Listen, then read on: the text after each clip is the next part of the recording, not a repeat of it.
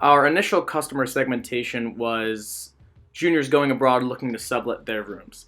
We chose this because there was a small customer segment and an unsolved problem that all of us had some sort of personal experience dealing with. Before we conducted interviews, we spent a lot of time constructing open-ended questions that would give us a better insight into what this problem held. Things like, what's your main goal, what did you do with your stuff, and ideal subletter traits. We even just asked them to explain how they dealt with the problem altogether. Interviews occurred in person or over FaceTime, asking what their biggest problems were. They don't want to pay full price, and I got a dog. The empathy maps helped us narrow down the problems that these people were dealing with. Stuff like finding a trustworthy subletter, finding someone to pay full price, and even, honestly, just finding someone altogether. All of this insight was essential in helping us construct interview questions for week 2. In doing so, we improved our problem statement and were able to ask questions that would yield us more beneficial results. The market is lower, as in there's more supply than demand. So there are a lot of people looking for subletters and very few who are looking to sublet. So when that happens, you have to make your sublet a little cheaper than your rent, which is something you obviously are reluctant to do because you're paying the certain amount of money, and being able to get maybe like half of that is great, but it's still just not covering the cost.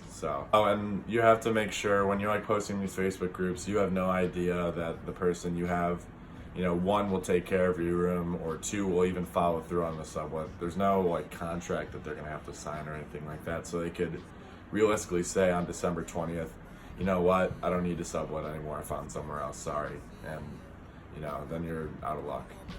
In order to broaden our search, we created a survey that we could send out to a number of different groups, and they could give us the information that they had. While this didn't give us as much open-ended nature with the questions, it definitely provided us a lot of different details and a lot of different data.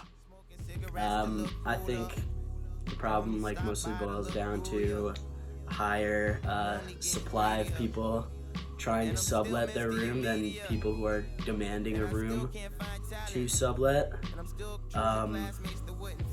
Additionally, I think communication is probably what is holding us back, because there are Facebook groups and you can ask people but if there was some sort of platform, because in a lot of cases they're not willing to pay the full price. I'm looking to have it downgraded a little bit in terms of price. Also, a lot of people don't necessarily trust living in a house like this when they don't know the people necessarily. So it's been kind of a struggle, but I think I'll definitely be able to find someone eventually, but for now it's been really difficult, so we'll see how it goes.